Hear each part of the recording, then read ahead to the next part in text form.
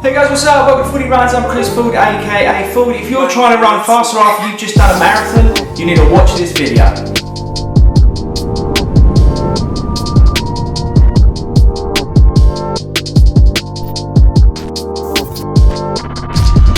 Hey guys, what's up? Welcome back to the channel. If this is your first time at FORDY Runs, make sure you're hitting that subscribe button down there to stay up to date with all the latest running videos we've got on the channel. We've got plenty of running vlogs, tips and hints like this and other cool stuff. And if you haven't been over to the FORDY Runs Facebook group, get yourself over there and check that out. If you're like me, you go to a lot of running events on your own.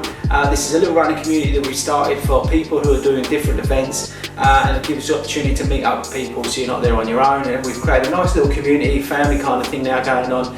So get over to the FORDY Runs Facebook page, click that join the group and get stuck in there. So yeah, this video is a real treat for us. I've got Andy from the Forest of Dean YouTube running channel. If you haven't seen Andy's channel, make sure you check it out. I'm going to put a link up to Andy's channel, and I'm also going to put it in the description down below. He's got one of the best YouTube running channels out there at the moment. He does some pretty awesome stuff through the forest. He does these crazy trails and he runs them at stupid speed. So I reached out to Andy because I wanted to run a bit faster. I've been doing this marathon training and I found that I've got a bit slower. So I think it would be a good idea if I try and go a bit faster. And as you know, I'm doing the 10k half marathon challenge where I'm trying to beat my PBs.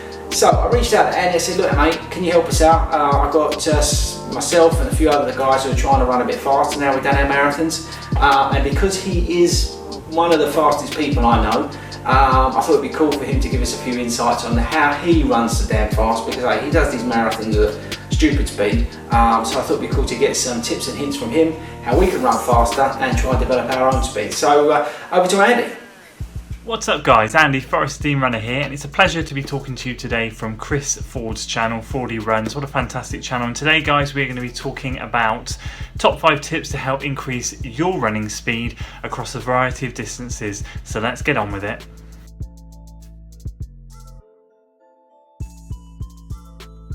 So my first tip that's going to apply to wanting to increase your speed is actually not relating to speed, but it's going to be more about consistency. Consistency is key in anything we do in life. Now, with regards to running, it's really important we have a consistent routine before we try and incorporate speed work into our running schedule.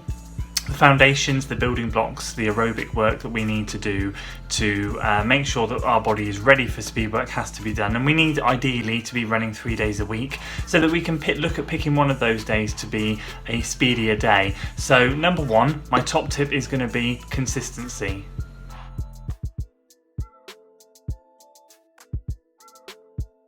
Okay guys, tip number 2 is focus on time, not distance. Lots of runners that have either new runners or runners that have got to the point where they've been running for a while now and want to get to that next level think that they need to get up to a local athletics club track or a local school track or whatever to get some 400 meter repeats, 800 meter repeats done. You don't. You just have to work by time. Start off by time, keep it simple. So let's say we've got consistent as per point 1. Let's say you've picked Tuesday out to go and do your speed work. So then what you can go and do is perhaps, let's say, run a mile as a warm-up, a mile and a half, 2 miles, whatever distance you're up to. Let's say you normally run a 6 mile route on a Tuesday. Let's strip that back to 4 miles now. Let's take 1 mile warm up, 1 mile cool down, and let's use those 2 miles in the middle to do some speed work. Now, I would recommend highly, as I said, forget distance, just work on time, and just do, say, as many 30-second intervals as you can. Once you feel comfortable with 30-second intervals, take a full recovery, whether that be sort of, when I say full recovery, I mean completely let your body settle back down so you're ready to go again. Don't have a short recovery at all. That's for later on when you've got comfortable with doing 30-second intervals. And once you've got comfortable with 30-second intervals with a full recovery, take it to the next level. Why not try a minute's interval with a full recovery, and so on and so forth. I recommend building that up slowly. It's not something that you want to do 1 week 30 seconds, 1 week a minute, 1 week a minute 30, 1 week 2. Get comfortable for 2 or 3 weeks of 30 seconds, get used to it, and whilst you are getting used to it, let's say you do 30 seconds for 3 weeks. On that last week, do reduce the rest period by maybe 10 seconds or so. So if you're resting for a minute in between those 30 seconds, maybe just rest for 45 seconds, 50 seconds. Just shade a little bit off the recovery. just to get your body used to spending more time in that top end zone of your speed work. Once you're comfortable with 30 seconds, look at progressing to a minute 30. So tip number 2, guys, don't worry about distance, think more about time.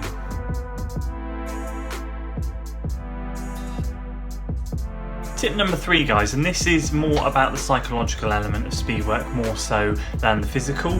Think and understand what speed work is going to do for your body. It's great to have a good understanding as to what you're doing. Don't just go out there, like I've said on point 1 and 2, and go and do these intervals without understanding what that's going to do. So a brief explanation for you would be something along the lines of, doing speed work is going to help make the easy running feel even easier, and slowly but surely over time your easy run pace will get quicker and quicker and quicker. So what you're doing by doing the speed interval work is harnessing your top end speed, getting used to spending more time in that top end zone. So where you're normally plodding along on your easy run pace down here, and then kind of you bolt up here on your Tuesdays now to do some speed work, that's going to suddenly make this pace feel really good. And you know when speed work's working, maybe after 3 or 4 weeks. I mean, this is a personal thing. People sometimes find it quicker, some find it later. I tend to find after 3 weeks of getting into a plan with some speed work that suddenly my easy run pace feels really good, and I might, you know, feel a little bit more comfortable to maybe try and notch it up 5 seconds a mile, 10 seconds a mile, it depends. But certainly understand the reason why you're doing speed work. You know, you are going to go out there, it's going to be totally different from what you're used to if you're not used to doing any speed work, and it's certainly going to push your body in ways that you didn't think it could be pushed. However, what you have to look at it as, not only a benefit that you're going to be able to, you know, hold these sprints for longer and recover quicker, but it's also going to make this easy run pace feel fantastic. So understand the psychological aspect of what you're doing. That's tip number 3.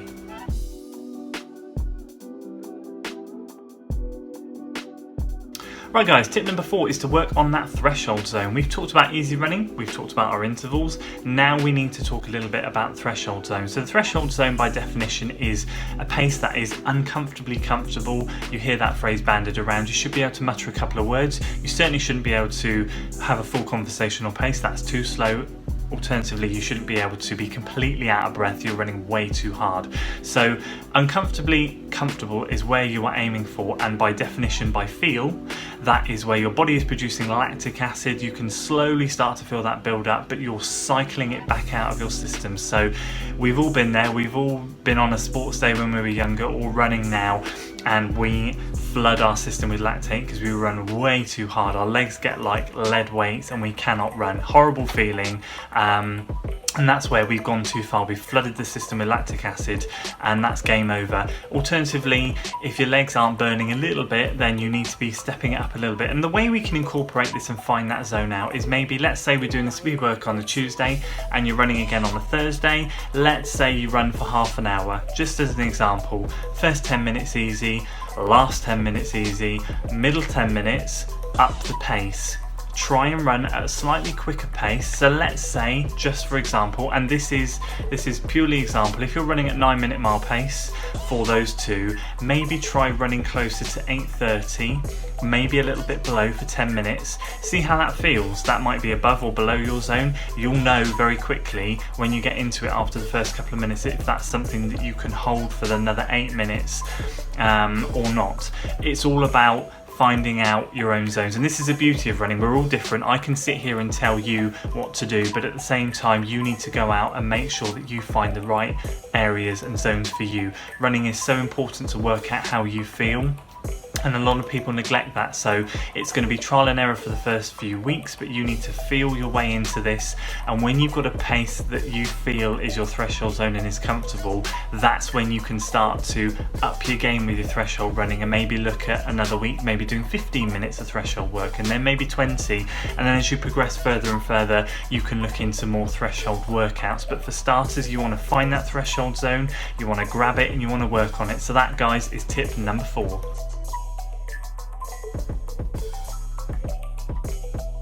And my final tip, tip number 5, is going to be recovery. I'm sorry, I know it's boring, but your body is not used to doing this work. If you are a newer runner looking to get quicker, or you're someone that's been running easy for a long time and you want to take that next step and you suddenly start incorporating all this stuff, it's going to be a shock to the system. Just remember back to when you started running and how shocked your body was, and that transition of jumping into running.